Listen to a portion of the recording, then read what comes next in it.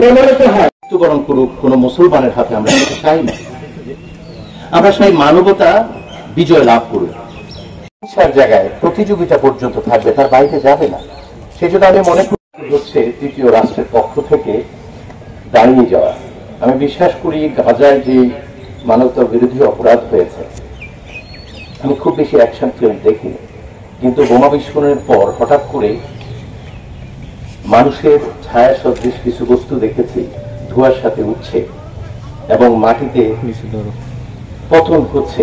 এটা কেবলমাত্র অ্যাকশন ফিল্মে, তাও আবার আমেরিকার সে হলিউডের বিশেষ বিশেষ সিনেমা দেখা যায়। জায়গাটায় আছে সেখানে খুব বেশি কাজ করার সুযোগ নেই, কিন্তু জনমত তৈরি করা, বিশ্ব নেতৃবৃন্দ সংস্থা যা আছে তাদের দৃষ্টি আকর্ষণ করবার ক্ষেত্রে এই সোশ্যাল মিডিয়া যে ভূমিকা সারা পৃথিবীতে গ্লোবাল ভিলেজ এখন আছে সেটা ব্যবহার করা সম্ভব।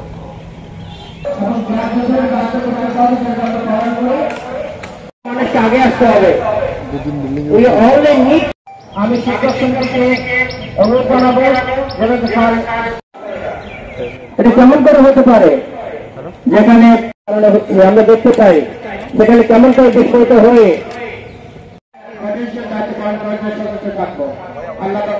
তাদের ফিলিস্তিনকে সাহায্য করার কথা, তারা ইসরায়েলকে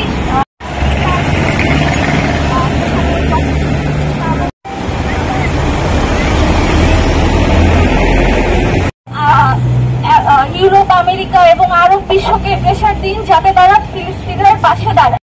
সবসময় ফিলিস্তিনের পাশে ছিল।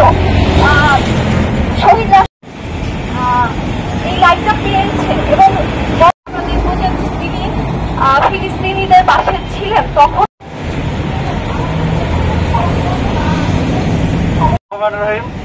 বাংলাদেশ জাতীয়তাবাদী ছাত্রদল কেন্দ্রীয় সংসদ কর্তৃক রক্তকরণ হচ্ছে জাহাঙ্গীরনগর বিশ্ববিদ্যালয় শাখা ছাত্রদলের পক্ষ থেকে। সেই গণহত্যা এবং নারী শিশু হত্যার প্রতিবাদে আজকে জাহাঙ্গীরনগর বিশ্ববিদ্যালয় ছাত্রদল কর্তৃক আয়োজিত আজকের এই মানববন্ধন এবং প্রতিবাদ কর্মসূচিতে এই ইসরায়েলি বাহিনী দীর্ঘদিন থেকে একটি গণহত্যা চালিয়ে যাচ্ছে। আমরা দেখছি এই গণহত্যার বিরুদ্ধে বিশ্বের মোড়লরা একটি নিশ্চুপ এবং রহস্যজনক ভূমিকা পালন করতেছে। আমরা যাদেরকে বিশ্ব মোড়ল হিসেবে চিনি, সে আমেরিকা এবং জাতিসংঘের কোন কার্যকরী ভূমিকা আমরা এখনো দেখতে পারিনি।